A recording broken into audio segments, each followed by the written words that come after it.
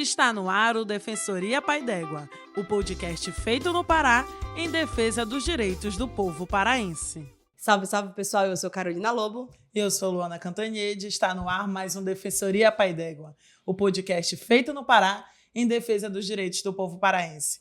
Aqui nós vamos receber defensores públicos que irão tirar suas dúvidas, contar histórias e falar um pouco sobre o serviço oferecido pela Defensoria do Pará. No episódio especial ao Mês das Crianças, recebemos Cassandra Gomes. Ela que é defensora pública há mais de 17 anos, atua no Núcleo de Atendimento Especializado da Criança e do Adolescente, o NAECA, e foi quem implantou na Defensoria Pública do Pará o projeto ECO, seu canal direto com o ECA. Seja muito bem-vinda, doutora. Seja bem-vinda, doutora Cassandra. Muito obrigada pela sua participação. E para começar o nosso bate-papo, eu queria que a senhora falasse um pouco sobre a sua trajetória como defensora pública, em especial na garantia dos direitos das crianças e dos adolescentes. Bem, boa tarde, Carol, boa tarde, Luana. É um prazer ter essa oportunidade, um ambiente acolhedor com vocês duas, que são referências da comunicação na nossa instituição. E eu iniciei na Defensoria Pública como muitas pessoas, muitos concurseiros pelo país inteiro. Eu sou maranhense e fiz o concurso da Defensoria Pública do Estado do Pará. Fui empossada em 2007, iniciei minha carreira em Parauapebas, onde no início da carreira nós atuamos em todas as áreas. Fui para Castanhal, já fui para uma especializada do direito penal. E em Ananindeua, também fui designada para o penal, porém, no último mês de atuação em Ananindeua, eu já fui designada para a infância. Então, eu tive o meu primeiro contato de atuação específica e exclusiva na infância em Ananindeua. Com um mês de atuação em Ananindeua, fui designada para Belém. E, desde 2014, eu sou titular da 2ª Defensoria da Infância e Juventude de Belém, com atuação no infracional. Então, assim, a minha relação com a infância, ela vem de antes dessa atuação específica, porque eu sou muito curiosa. E eu acho que a infância é a base da nossa sociedade. Esse olhar para a infância, a instituição que é preocupada com a sua função social, ela tem esse olhar mais próximo da infância. E, igualmente, aconteceu comigo. Então, antes de eu ter uma atuação específica e exclusiva na infância, eu, por curiosidade, já fui no primeiro Congresso Nacional da Infância, que aconteceu em São Paulo, como visitante apenas, né? Por curiosidade, eu estava de férias e fui lá visitar o colega Arthur, a colega Alira, a Nádia era, à época, coordenadora, né, da infância, e isso foi despertando cada vez mais o meu interesse. Quando eu fui designada para Belém, logo que eu comecei a minha atuação, eu já quis participar do Congresso Nacional da Infância e participei do 2º Congresso Nacional da Infância, que aconteceu em Recife, já escrevendo uma tese sobre a defesa dos adolescentes que cometem ato infracional. Essa tese foi aprovada e aí a minha relação com a infância desde então ficou perene, né? Então, é uma preocupação, se misturou com uma preocupação pessoal, com uma oportunidade profissional e desde então eu atuo na área da infância. É muito mais que só fazer defesa, né, doutora? Exatamente. Eu queria que a senhora explicasse para as pessoas o que é o NAECA, a sua área de atuação. É muito mínimo o que chega no ouvido do povo paraense, né? E a Defensoria tem um trabalho gigantesco nessa área. Eu queria que a senhora resumisse. Multidisciplinar, né? Multidisciplinar. Que esse é o diferencial da instituição, né? Exatamente. Então, novamente, eu agradeço a oportunidade, porque desde as faculdades, das cadeiras da faculdade, a infância e a juventude não é uma matéria, principal. Uma prioridade, ela né? Exatamente, ela é eletiva. E se vocês observarem, enquanto sociedade, a gente vive nesse contrassenso de, na Constituição Federal, a infância ser prioridade absoluta, a única prioridade absoluta prevista na Constituição é a infância e juventude, promoção e defesa dos direitos da criança e do adolescente e do jovem. E, na prática, a gente vê que é uma área que fica como se fosse secundária. Então, é muito importante a gente falar do papel da Defensoria Pública, porque ela tem uma atuação gratuita, judicial, extrajudicial, gratuita, integral para as pessoas, né, legalmente necessitadas, e tem o público lá na Lei Orgânica da Defensoria Pública que são os prioritários, que merecem destaque, e as crianças e adolescentes estão lá. Então, nessa atuação de defesa e promoção dos direitos da criança e do adolescente, novamente a Defensoria Pública do Estado do Pará tem um olhar visionário ao implantar há 20 anos o Núcleo de Atendimento Especializado da Criança e do Adolescente, o NAECA. E quando a gente vê que a Defensoria Pública do Estado do Pará está nessa caminhada, nessa jornada de defesa dos legalmente necessitados há 40 anos, e há 20 anos implantou um núcleo especializado de defesa da criança e do adolescente, a gente vê que ela sempre está na vanguarda, porque ela planejou esse núcleo especializado com o atendimento multidisciplinar, com uma equipe técnica, porque nós estamos falando de ser humano em desenvolvimento. Então, a complexidade do ser humano exige esse olhar de várias profissões. O jurídico não basta para esse atendimento. O jurídico é uma vertente da defesa processual, da Defensoria Pública Judicial. A interdisciplinaridade, que vai além da multidisciplinaridade, a interdisciplinaridade é a aplicação desses conhecimentos, dessas diversas profissões, para um objetivo comum. Então, nós temos psicólogo, nós temos assistentes sociais. Nós, no início do nosso núcleo, tínhamos uma socióloga, que fazia toda a estatística, todo o levantamento humano do público assistido pela Defensoria. Hoje ela está destacada para outra área da Defensoria Pública do Estado do Pará. E nós tínhamos uma pedagoga, né? Então, o Núcleo de Atendimento Especializado da Criança e do Adolescente tem como missão prestar esse atendimento interdisciplinar, essa conexão entre as diversas profissões, judicial e extrajudicial para a criança ou adolescente e o jovem, porque a partir da emenda 45 da Constituição Federal, o jovem passou a integrar o artigo 227 da Constituição como público-alvo, público prioritário dessa defesa dos direitos, né? Inclusive tem o Estatuto próprio da Juventude a partir de então. Então, a gente tem como missão prestar esse atendimento interdisciplinar, judicial e extrajudicial para criança, adolescente e jovem em situação de vulnerabilidade pessoal ou social, através da área protetiva, da área da proteção, e bem como ao adolescente, a quem foi atribuída a prática de ato infracional, além dos seus familiares e os seus responsáveis. Perfeito. Doutora, a gente até falou aqui nessa explicação que a senhora deu, mas eu queria que a senhora falasse um pouco mais sobre o que é o Estatuto da Criança e do Adolescente e qual a importância dele para a sociedade, né? Sim. É muito importante essa pergunta, Luana, porque nós estamos com 34 anos de Estatuto da Criança e do Adolescente. O Estatuto da Criança e do Adolescente, ele foi editado com base numa mudança de paradigma para a área da infância e juventude. Mudança de paradigma, e qual é essa mudança de paradigma? Nós saímos de uma visão menorista, em que a criança e o adolescente eram vistos como objeto da lei, e nós passamos para uma visão de proteção integral, em que essa criança e esse adolescente passaram a ser olhados como sujeitos de direitos. Inclusive, na Convenção de Direitos da Criança e do Adolescente, um dos princípios que norteiam a atuação das autoridades, dos órgãos da rede de proteção, é garantir a autonomia desse adolescente. É fazer com que ele participe de todas as discussões e processos de discussões. Né? Que essa opinião seja... Exatamente. Respeitada. E eu, assim como mãe, eu vejo muito diferente o nosso olhar de hoje para o de antigamente. Antigamente, assim, muito generalizado, né? Mas as mães, as avós, elas não davam voz para a criança ter a opção de falar, né? E respeitar aquele... E às vezes a gente até é julgado, né? Você tá deixando a criança falar muito. Mas, óbvio, dentro de uma perspectiva que ela entenda que não é ela a dona da sua vida, mas que ela tem voz, ela tem direito, ela tem vontade, ela é uma pessoa, né?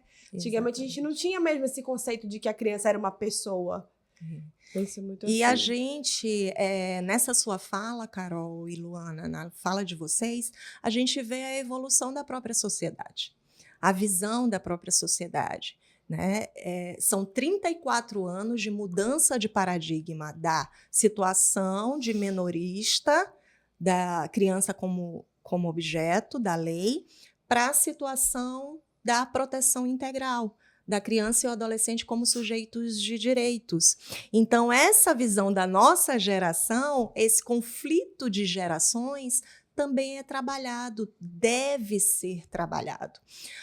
E aí vem a educação em direitos. E aí vem esse borbulhar de campo fértil de atuação. Aí a gente quebra, realmente, a gente fura a bolha do Defensoria Pública só judicial. A Defensoria Pública extrajudicial fica pujante, né, e amplia esse alcance, porque a gente sai dos gabinetes e vai para junto da comunidade.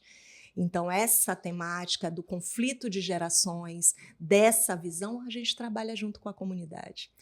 Doutora, sabe o que eu queria lhe perguntar? A senhora falou, né, que a sociedade vem mudando ao longo dos anos, até nessa percepção dos direitos das crianças e dos adolescentes. Eu queria lhe perguntar se a senhora acha que o Estatuto está acompanhando as mudanças da sociedade. Luana, é muito importante, as perguntas de vocês estão muito apropriadas, porque o Estatuto da Criança e do Adolescente brasileiro, ele vem acompanhando essa revolução internacional, da normativa internacional. Então, enquanto normativa, nós temos uma das legislações mais avançadas do mundo. Então, a questão não é a legislação. A lei, quando não é aplicada, ela é letra morta. Então, nós podemos ter uma lei inadequada à nossa realidade, mas não é o caso do Estatuto da Criança e do Adolescente. O Estatuto da Criança e do Adolescente, associada à Constituição Federal, que é a nossa lei maior, eles dão a retaguarda jurídica suficiente para a defesa dos direitos da criança e do adolescente. A questão é realmente trabalhar a educação e o fortalecimento da rede de proteção, que são os atores dessa rede de proteção. Porque, às vezes, nós estamos numa roda viva no nosso trabalho, cada um no seu quadradinho, e a essência da infância e juventude não é essa. A essência da infância e juventude é essa horizontalidade. Esse trabalho interdisciplinar que a senhora falou. Entre os atores, exatamente. Doutora, fale um pouquinho sobre essa atuação do ECA junto a essa rede de proteção. Muita gente que pode estar nos assistindo pode nem saber o que significa e quem faz parte dessa rede de proteção. Exatamente. Bem, eu vou explicar através do fluxo do nosso núcleo, que já dá uma demonstração de como é essa aplicação do Estatuto da Criança e do Adolescente. Então, o NAECA, o Núcleo de Atendimento Especializado da Criança e do Adolescente da Defensoria Pública, ela tem como premissa esse atendimento interdisciplinar, que é missão institucional da Defensoria. Tá? Então, nós já aplicamos aquilo previsto na nossa lei orgânica. Então, o assistido que chega ao NAECA, o nosso atendimento é espontâneo. Então, é porta aberta, não tem agendamento. E a primeira coisa que é feita é o encaminhamento desse assistido para esse atendimento técnico, para que seja feito um histórico de vida e se identifique já ali qual é o ponto sensível que aquele assistido está precisando de atendimento. Com o suporte de informação técnica, já vem sugestões de encaminhamento para a rede. CRAS, CREAS, vem um relatório do Conselho Tutelar, tá? Vem um encaminhamento do Ministério Público. Só aí eu já estou falando de vários atores da rede de proteção. Defensoria Pública, Ministério Público, Poder Judiciário, Conselho Tutelar, CRAS, CREAS, ele atua em questões de violação, quando já há uma violação de direito em causas mais complexas. CRAS, ele atua na prevenção de possível violação de direitos, então é prévio. CRAS atua naqueles programas de benefício do Estado. Então, a rede de proteção são todos esses atores que podem, através da defensoria, ter um encaminhamento. Às vezes, esse assistido nem precisa de um atendimento judicial, de um pedido judicial.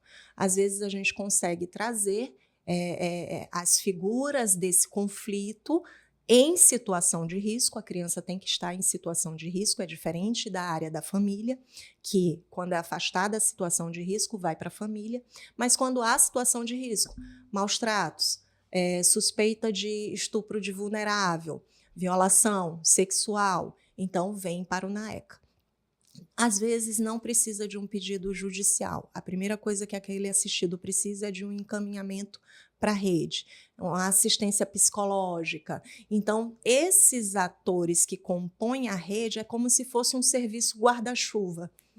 Todo mundo ali de baixo, protegido, e aí parte da gente, da Defensoria Pública, com o olhar do técnico, esse encaminhamento. Os encaminhamentos para a rede e, porventura, os pedidos judiciais também.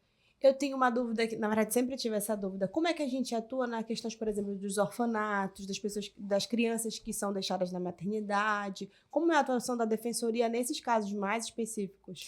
Nesses casos, quando chega, a Defensoria precisa ser provocada, né? A gente é porta aberta, mas a Defensoria precisa ser provocada. Então, por exemplo, uma maternidade que já tem a declaração de nascido vivo, que aciona, e aí é o conhecimento da rede, então essa maternidade aciona o Conselho Tutelar, o Conselho Tutelar já faz um relatório e encaminha para a gente. Por quê? Porque hoje, para a adoção, precisa estar na lista de cadastro nacional. É comum, doutora? É comum. Hoje já há uma preocupação e a educação em direitos, a renovação da rede, a capacitação da rede é muito importante para que não se fuja da regra. Hoje a regra é integrar a lista de cadastro nacional para a adoção. Aquela adoção à brasileira hoje já está sendo a exceção. Para quê? Para resguardar mais os direitos dessa criança. Então, assim, isso é bom até para que a população saiba, né, que precisa integrar essa lista de cadastro nacional, para ser de uma forma legal, para resguardar mais rápido os direitos dessa criança, porque estando na lista de cadastro nacional para a adoção, já na vara da proteção, já são feitos todos os encaminhamentos para aquela criança. Ela já fica resguardada. Através da Defensoria Pública já se pede uma guarda provisória, já se inicia um processo de regulamentação daquela guarda. Então, se agiliza as providências judiciais, de rede, de assistência de saúde para aquela criança. Não fica na informalidade. Na informalidade, aquela criança fica mais vulnerável. Exatamente. É isso. Desde 2019, doutora, a Defensoria lançou o projeto ECO, né? Isso. Que é de sua autoria. Isso. Aí eu queria saber, para a senhora falar para a gente qual é a importância desse projeto e quais são os resultados já obtidos. E diga-se de passagem, com muita excelência, muita habilidade, muita Muito dedicação, obrigada. doutora. Verdade, Já deixa os parabéns por esse trabalho tão importante e exitoso. E assim, a senhora vem batendo bastante na tecla aqui na nossa conversa sobre a questão de educação em direitos, né? Isso. E o projeto ECO, ele é com essa ênfase, né? É. Na educação em direitos. Eu queria que a senhora falasse um pouquinho de como ele surgiu, qual a importância dele e quais são os resultados que a senhora já obteve. Uma das características de se trabalhar no serviço público é se afastar a pessoalidade, né? O princípio da impessoalidade. Mas o serviço público é formado por pessoas. Então, no nosso trato, no nosso contato com a comunidade, com as demandas que chegam até nós nos permitimos ter ideias. E a ideia do eco surgiu de uma situação cotidiana casual. Eu estava num jogo, né, no Mangueirão, e aí tinha um pai, visivelmente não, levemente com sinais de alcoolismo, e com uma criança de uns 6 anos. A criança ia para frente, ia para trás, ele não tinha a atenção devida àquela criança. Uma das famílias, como não era o clássico repá, então não estava lotado o estádio. E uma das famílias chamou a atenção daquele pai. Olhe, preste atenção ao seu filho. E aí aquela situação continuou, eu me levantei, fui até um policial, não para que aquele policial recolhesse ou tomasse alguma atitude mais drástica. Não, ele também foi acessível, eu disse, olha, chame só para que ele tenha atenção, para que ele tenha o cuidado devido ao seu filho, porque ele pode cair na arquibancada, alguém pode levar. Tinha acabado de noticiar no jornal, naquele jornal Hora 1, que passa de madrugada, uma situação de uma criança, uma mãe que estava com seus 2 filhos em um evento de grande aglomeração. Ela foi comprar água para um e levaram a menina. E aí ela foi vítima de estupro e foi tirada a vida dessa criança. Então a gente que está nesse meio, a gente fica em alerta. Sabe o que é rotina, né? O que acontece, Exatamente. como acontece, onde acontece. E aí tudo conspirou a favor para que aquela abordagem fosse exitosa, aquele policial fosse acessível, né? Não se colocasse de forma intimidadora, fosse lá e conversasse com esse pai. E esse pai sentou com seu filho, comprou uma rosquinha e começou a interagir com o filho assistindo o jogo. E aí me veio a ideia de que, meu Deus, a gente tem uma das legislações mais avançadas. A gente, enquanto instituição garantidora de direitos humanos, temos um núcleo especializado, mas é preciso o básico. É preciso o contato, a conversa, a orientação. E aí surgiu a ideia do primeiro panfleto, que é do direito ao lazer e dever de cuidado. Então, esse primeiro panfleto, ele fala, eu não sei se dá para olhar, ele fala sobre o direito ao lazer dessa criança e o dever de cuidado. Então, mesmo que você leve o seu filho para garantir um direito, que é o lazer, você não pode ter o descuido com a atenção, com o cuidado, com a interação, porque senão pode configurar abandono de incapaz, se algo acontecer com essa criança estando sob sua responsabilidade. Então, é muito importante, veio a ideia, e aí é importante também dizer que esse projeto está em coautoria com a psicóloga Carla Laquis, com a assistente social Cristina Furtado e com o pedagogo Rosinaldo Oliveira, porque não bastaria só o olhar jurídico, né? A gente trouxe, inclusive, para a nascença do projeto ECO, esse olhar interdisciplinar. E por que ECO? No sentido de fazer ecoar conhecimento.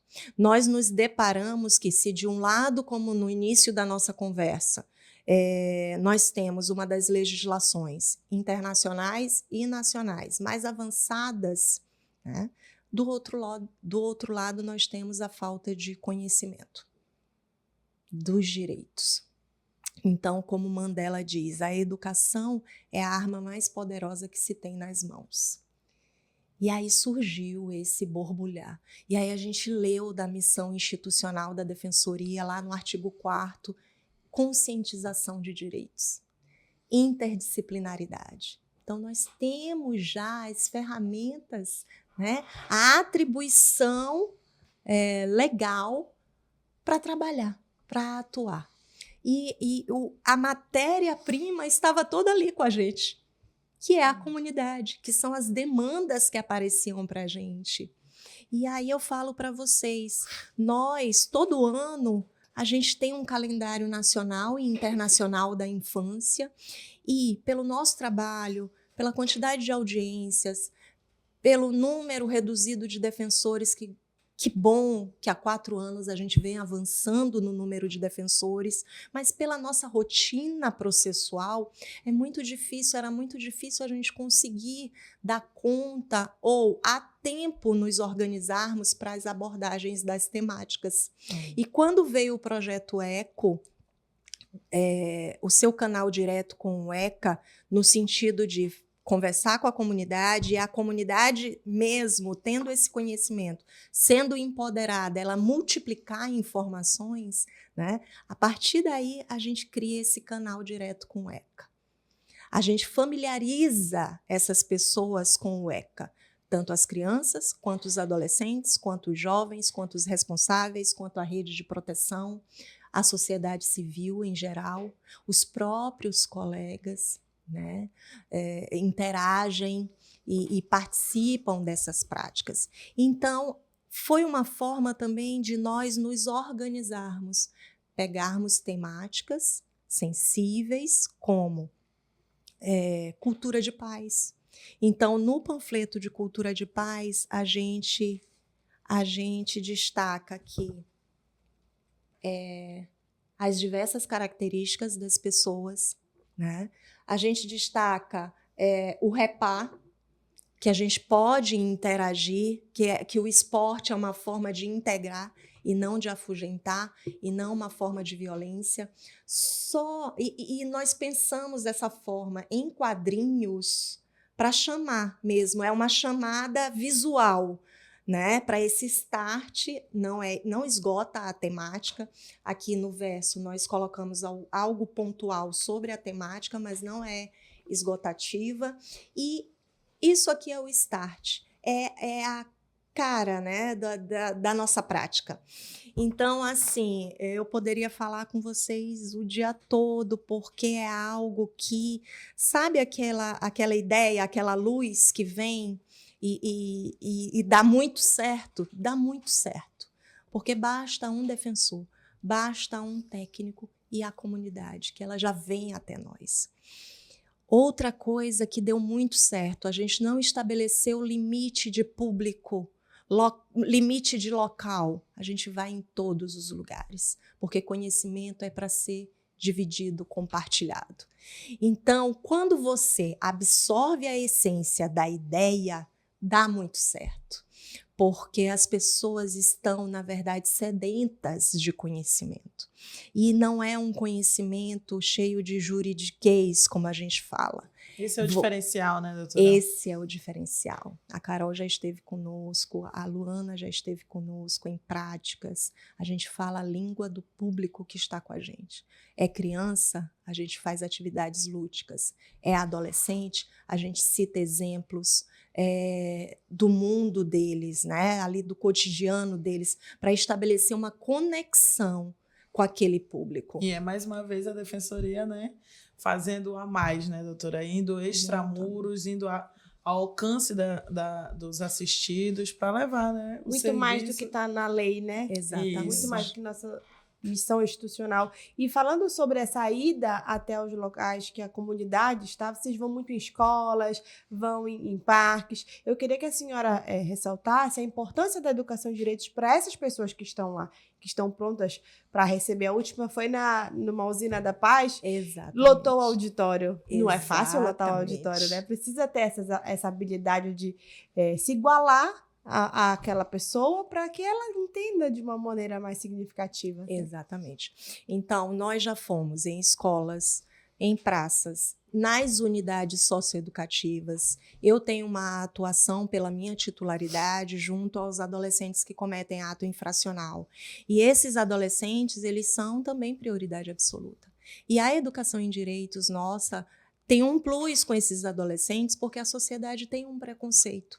E esses adolescentes são também sujeitos de direitos. A única limitação deles é a questão da limitação de liberdade, para que eles sejam levados a uma reflexão dos seus atos e ali trabalhados, tanto a família quanto esse adolescente, para que eles saiam de lá com uma outra perspectiva de futuro futuro.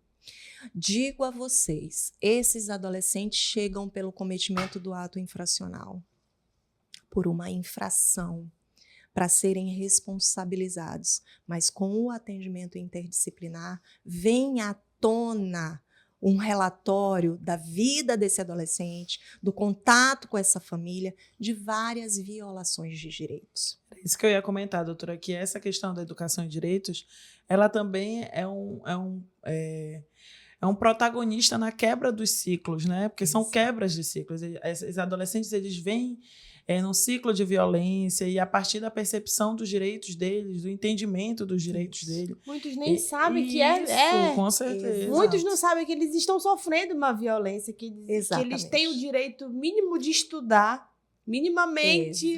E da família também, né? Porque quando você chega até um pai e explica os direitos do seu filho como um cidadão que ele já é, porque às vezes muitos pais não veem as crianças como cidadãos, né? Veem como uma extensão do próprio pai, né? Sim. Exatamente. Então, é muito importante essa quebra dos ciclos, né? Que o projeto leva.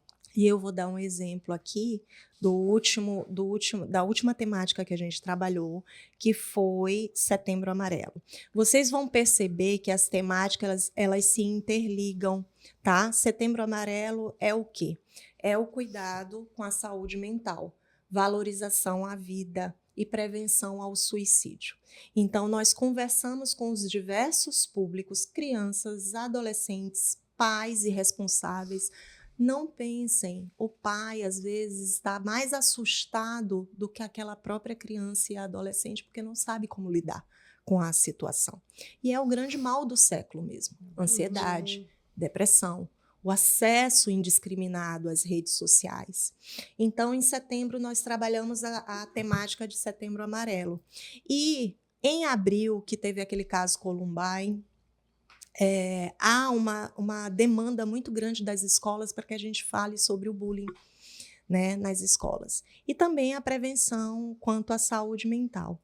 Então, nessa temática do Setembro Amarelo, a gente aborda trabalho infantil, porque vocês sabem que o trabalho infantil, ele tem como uma das consequências a afetação do psicológico dessa criança e do adolescente.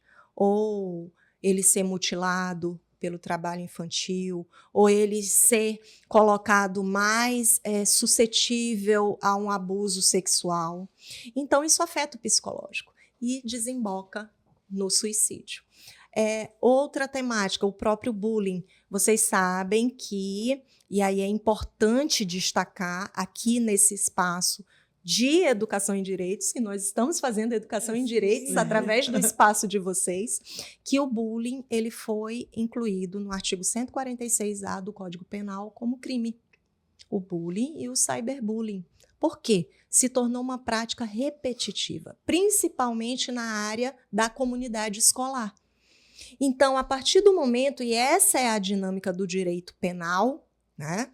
Essa é a dinâmica do direito penal, quando aquela prática nociva que causa um abalo ao meio social, à convivência social, se torna repetitiva, né? Reiterada, às vezes vem a lei penal para reprimir, como prevenção, que a gente sabe que não é isso. E aí, como é que a gente atua? Porque a gente não acredita só na repressão, a gente acredita como agente transformador social que somos, enquanto defensores, na prevenção. Então, a gente já começou a trabalhar nas escolas sobre o bullying, o que é o bullying, que já se transformou em crime. E aí, por exemplo, para o adolescente, a partir de 12 anos, até 12 anos completos, até 18 anos incompletos, ele comete ato infracional. Aquela conduta que está prevista como crime, para o adolescente é um ato infracional. Então, o bullying passou a ser um ato infracional. E aumentou muito a incidência de registros de ocorrência relativas ao bullying nas escolas e cyberbullying. Nós nos limitamos a fazer a defesa judicial? Não. Nós estamos lá para fazer a defesa judicial, mas a gente também está nas escolas, está nas praças, está nas ações de cidadania da Defensoria. Estamos nas unidades socioeducativas para trabalhar com esse adolescente sobre Qual é o sentimento? O que você sentiria se alguém fizesse o que você fez com o outro? Se coloque no lugar do outro. Isso é transformação social, na base, na prevenção, com educação em direitos. Doutor, pode falar. Tem uma situação que eu não esqueço, que a gente estava lá em Coraci, e a doutora fez uma palestra com as crianças, e ao final da palestra aquilo me marcou de uma maneira, eu fiquei muito assustada, né? Porque foge da nossa bolha, né? Sim. Ao final da palestra, uma menina ali chamou para dizer que ela então tinha entendido que o que ela estava sofrendo era uma violência sexual. Aquilo me impactou de uma maneira, porque eu também sou mãe de menina, né? Sim. E eu nunca esqueci aquilo. E aí a gente conversou depois como, de fato, sair da nossa sala, sair do nosso gabinete, ir até essas pessoas, as pessoas de uma maneira geral, isso pode fazer muita diferença na vida delas, né? Uma simples ação que não custa, uma fala que não custa assim. Era uma palestra sua. Era uma palestra dela. É isso. E eu não esqueço que a senhora quis sentar no chão junto com eles, colocou eles na rodinha para fazer parte daquele contexto deles, né? É isso. Doutora, eu ia até lhe perguntar, assim, que eu acho que é uma dúvida que muitos pais têm, né? E, assim, os nossos assistidos devem ter também, nossos telespectadores. Qual é o papel da escola nessa situação? Sim. O que é que a gente pode cobrar da escola? A escola, ela é um ambiente de denúncia. Quando a gente faz uma palestra ou uma fala sobre o Maio Laranja, que é o combate ao abuso sexual, o que a gente fala para os familiares e responsáveis? Fiquem atentos à mudança de sinais, aos sinais que aquela criança está emitindo. Se ela é extrovertida, ela fica mais tímida. Se ela tem um comportamento normal, ela procura uma peça de roupa para se cobrir. Você pode observar que várias tentam esconder o rosto, tentam se esconder. É como se aquilo fosse uma capinha para ela se proteger. E a escola, ela é um canal de denúncia. Então, por isso que é importante a gente estar na escola. Quando a gente vai para a escola, a gente não visa só a criança, para ela saber que aquilo é errado, que aquilo não pode estar acontecendo, porque a criança fica em conflito. Se for alguém da família, ela fica em conflito. Mas como assim? Né? É meu tio, e duvida de meu si primo. própria, né? Duvida. Exatamente. Tá acontecendo realmente isso comigo? Exatamente. E além de duvidar de si própria, pode-se ir além. Esse abusador colocar medo nessa criança. Dizer, se você falar, ninguém vai acreditar em você. Se você falar, eu vou fazer mal para sua mãe. E a escola tem um papel essencial. Mas quando a gente vai à escola, a gente também fala para os professores. Porque às vezes o professor está sobrecarregado. Não tem o apoio de um psicólogo dentro dessa escola, porque não é também a atribuição. Eu já tenho muita experiência, eu trabalho com as técnicas há muito tempo, então se você se permite ter um olhar sensível, você vai ter uma sensibilidade maior e vai saber abordar aquele assunto, né? Mas não é a minha profissão de atuação, a psicologia. Então, nem eu tenho a pretensão de adentrar no espaço de especialidade do outro profissional. E o mesmo a escola. Nem sempre as escolas têm esse profissional, esse psicólogo. Então, mas a escola tem que estar atenta aos sinais. E ela pode ser a fala, aquela pessoa que vai indicar que a possibilidade daquela criança estar sofrendo uma violação de direitos, como um possível abuso sexual. E aí aciona o conselho tutelar, né? Aciona algum familiar responsável também. O que está acontecendo? Chama essa família para conversar. Notamos baixa de rendimento, dispersão, tristeza, isolamento. O que está acontecendo? E aí, no segundo passo, chamar o conselho tutelar. E no caso de bullying, doutora? Bullying dentro das escolas, assim, a diretoria recebeu uma denúncia, tem alunos que estão ali... Assim, o bullying é algo que, quando eu converso com o meu sogro, Eles sempre falam assim, mas isso acontecia na minha época, né? Eu sou baixinho, me chamavam de tampinha, o colega é assim, chamavam... E não tinha essa repercussão, mas nós vivemos num mundo diferente, de repercussão, de rede social, de grupo de WhatsApp, por exemplo. Também não tinha Não esses grupos de tinha WhatsApp, né? Não isso. tinha a internet fácil para todo só mundo. no âmbito da escola, né? Exatamente. Era muito mais restrito. É um desafio, eu digo, para todos nós. Com certeza, Vocês sabem como que sociedade. Exatamente. O artigo 227, ele traz uma corresponsabilidade na promoção e defesa dos direitos da criança e do adolescente. A quem cabe essa corresponsabilidade nessa atenção, nessa defesa, nessa promoção de direitos? À família, à sociedade e ao poder público. Digo a vocês, é um desafio para todos nós, para os pais, né? Para a sociedade como um todo, esse momento de grande impacto da internet, da rede social, e também para a escola. Então, a escola ela tem que ir para o enfrentamento dessa situação, porque não à toa se transformou em crime, porque é uma prática reiterada e que causa uma afetação da saúde mental de qualquer um de nós. Imagina de uma criança, que é um ser em desenvolvimento. Então, a escola tem que ir para o enfrentamento mesmo. Fazer rodas de conversa, chamar profissionais. Ah, não tem uma psicóloga fixa na escola? De repente, alguém conhece uma psicóloga que topa ir na escola fazer uma fala de sensibilização, mas a escola tem que ter esse enfrentamento. E a Defensoria Pública é uma instituição que está para além, né, da sua fronteira de gabinete. Quando a gente atua indo às escolas, às praças, às unidades socioeducativas, às comunidades tradicionais, no Mangueirão.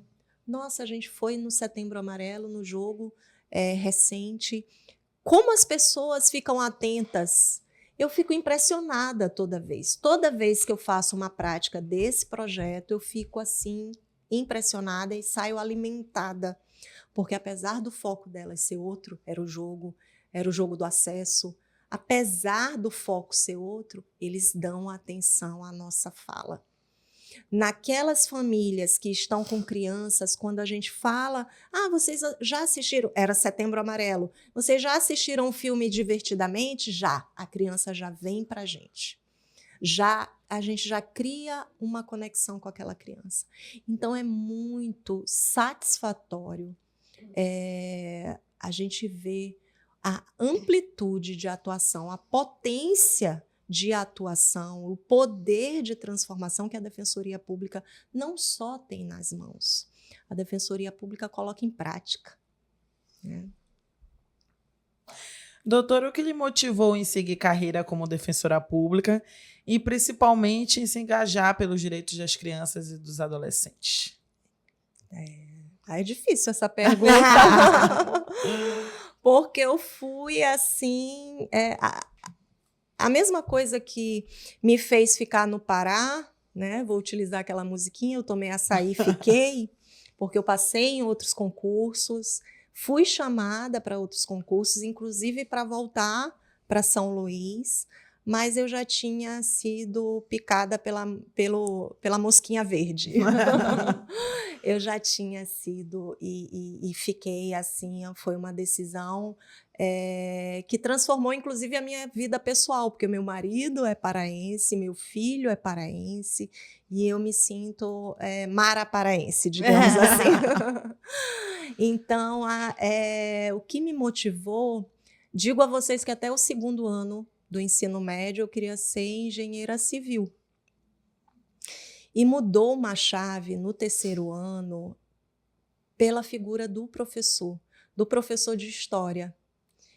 Para vocês verem o quanto a educação tem um poder transformador que mudou a minha chave. Não, eu não quero mais uma área de exatas, eu quero a área de humanas. No 3º ano do ensino médio. E aí eu fiz direito e o meu estágio sempre foi na área federal. Justiça Federal, Justiça do Trabalho, Justiça Eleitoral. Na minha cabeça, ali naquele terceiro ano do ensino médio, eu ia enveredar para a área federal. Mas, uma vez formada, a minha professora de processo penal me convidou para ser assessora jurídica dela, procuradora de justiça, na área criminal, no Maranhão, em São Luís, no Maranhão. Coincidentemente, começaram os concursos da Defensoria Pública. Eu disse, gente, que bichinho é esse, chamado Defensoria Pública? E aí, novamente, eu fui cativada pela missão da Defensoria Pública. Nossa, representar as pessoas mais necessitadas. E aí eu nunca tinha pensado, eu que queria fazer engenharia civil, nunca tinha pensado que eu entraria numa instituição que me colocasse perto das pessoas. Delas como são, né? Porque eu tive o privilégio de estudar em escola particular, né? Por conta dessa minha preparação, multipreparação, cursei numa federal, tive um acesso mais facilitado, né?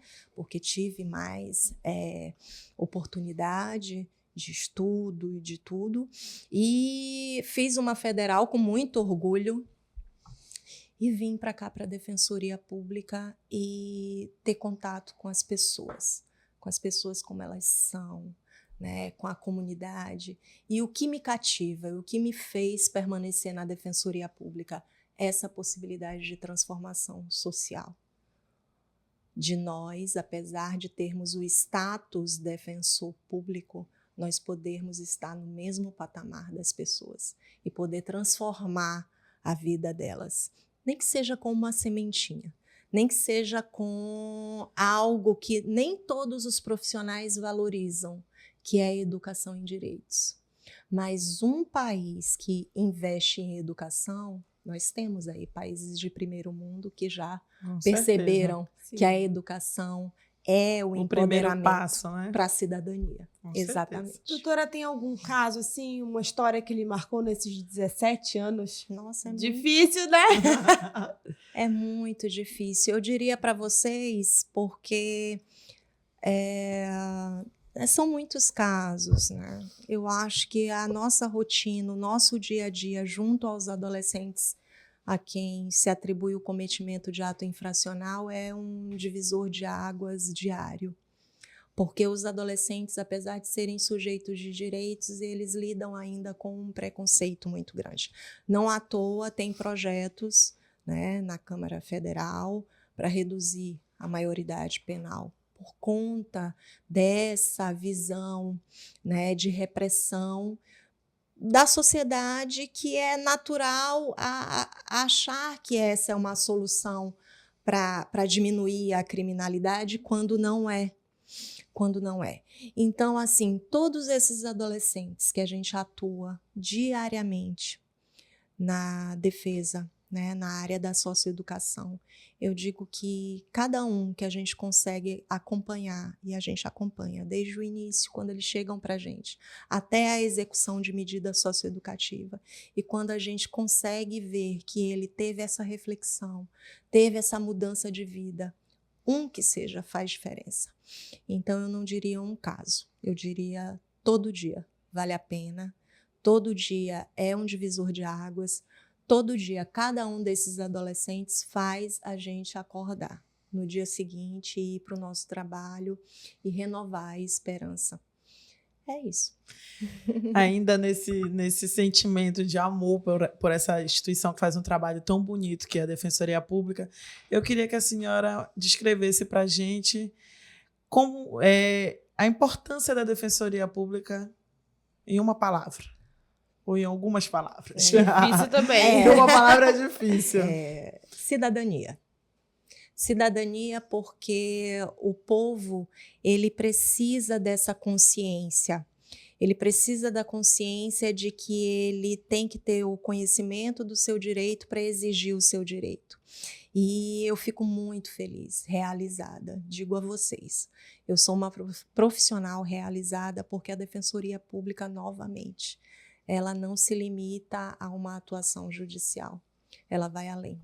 porque ela entendeu que não basta ser Defensoria Pública Judicial. A Defensoria Pública Extrajudicial